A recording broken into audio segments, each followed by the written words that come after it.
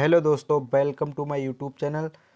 तो जैसा कि मैं आज आपके लिए एक नए टॉपिक पर वीडियो लेकर आया हूं और वो टॉपिक है जो 29 मार्च के लिए आपका पेपर है साइंस का। उसके लिए मोस्ट इम्पोर्टेंट क्वेश्चन लेके आया हूं बहुविकल्पीय, जो आपके बोर्ड एग्जाम में इस बार पूछे जाएंगे। तो चलिए बिना कुछ देरी के शुरू करते हैं। तो पहला क्वेश्चन हमारा इस प्रकार है, कह रहा है निम्नलिखित में से पीएच का मान कौन सा क्षारक विलयन अधिक देता है। तो इसका जो सही आंसर है, कह रहा है कौन सा क्षारक अधिक देगा। तो देखो एक से लेके 7 तक जो होते हैं वो अम्लीय होते हैं, ठीक है, अम्लीय। और 7 से 14 तक क्षारीय होते हैं, ये क्षारीय होते हैं। तो इसका डी सही आंसर है। चलते हैं अपने दूसरे क्वेश्चन की ओर। एक्वा रेजिया मिश्रण में HCl एवं HNO3 का अनुपात होता है। तो इसका सही आंसर क्या होगा? 3:1, 1:3, 2:1, 1:2। इसका बी आंसर 1:3 सही आंसर है। इनमें से कौन सबसे अधिक अम्लीय है, हमें बताना है। तो अम्लीय क्या होगा? 1 से 7 तक अम्लीय, जिसकी पीएच वैल्यू कम होगी, जिसकी पीएच वैल्यू कम होगी वो अधिक अम्लीय होगा, ठीक है। और जिसकी पीएच वैल्यू ज़्यादा होगी वो क्षारीय अधिक होगा और पीएच जो है कम होगा। तो क्या होगा? ये वाला PHA इसका सही आंसर है। चलते हैं अपने अगले क्वेश्चन की ओर। इनमें से कौन सबसे अधिक अभिक्रियाशील धातु है? मैग्नीशियम, कैल्शियम, सोडियम और पोटेशियम। तो इसका सही आंसर है सोडियम। सोडियम होता है उसे हम केरोसिन यानी मिट्टी के तेल में डुबा कर रखते हैं, क्योंकि ये जैसे ही वायु के संपर्क में आता है तो ये उससे रिएक्शन कर सकता है और उससे आग लग सकती है। तो ये आपके बोर्ड में एक क्वेश्चन भी पूछा जा सकता है कि सोडियम को मिट्टी या केरोसिन के तेल में डुबा कर क्यों रखा जाता है। तो आप उत्तर उसमें लिख सकते हैं क्योंकि सोडियम बहुत ही ज़्यादा अभिक्रियाशील धातु होती है, इसलिए उसे जो है सोडियम या केरोसिन के मिट्टी के तेल में डुबा कर रखते हैं। चलिए अगले क्वेश्चन की ओर बढ़ते हैं। इनमें से कौन चाकू से काटा जा सकता है? Lithium, calcium, copper, iron. तो इसका सही आंसर ए होगा, लिथियम को चाकू से काटा जा सकता है। क्योंकि देखो सोडियम जो होता है, लिथियम, सोडियम, लिथियम और ये लिथियम और पोटेशियम, पोटेशियम, इन्हें चाकू से काटा जा सकता है क्योंकि ये बहुत ही ज़्यादा अभिक्रियाशील धातुएं होती हैं, ठीक है, इसलिए इन्हें चाकू से काटा जा सकता है। एक इसका कार्ड भी लिख सकते हो। अगले क्वेश्चन की तरफ बढ़ते हैं। निम्नलिखित में से कौन सा पदार्थ ऑक्सीजन, ठीक है, ऑक्सीजन से संयोग नहीं करता, यानी ऑक्सीजन से अभिक्रिया नहीं करता। तो कौन सा? गोल्ड ऑक्सीजन से अभिक्रिया नहीं करता है। इसका बी आंसर सही है। तांबा, जिंक, ये गलत है तीनों, गोल्ड सही आंसर है।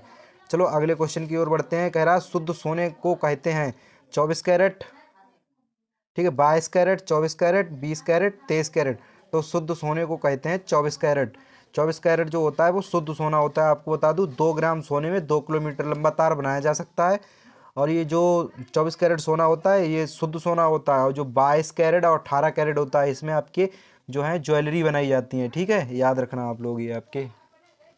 तो चलिए बढ़ते हैं अगले क्वेश्चन की तरफ बिना कुछ देरी किए। 8वां क्वेश्चन आ रहा है आपसे बायोलॉजी से।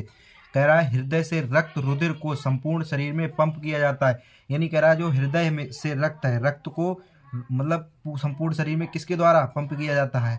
फेफड़ों द्वारा, अलिंदों द्वारा, इनमें से सभी नहीं, निलय द्वारा। बी इसका जो सी आंसर है बिल्कुल सही है, निलय द्वारा, ठीक है।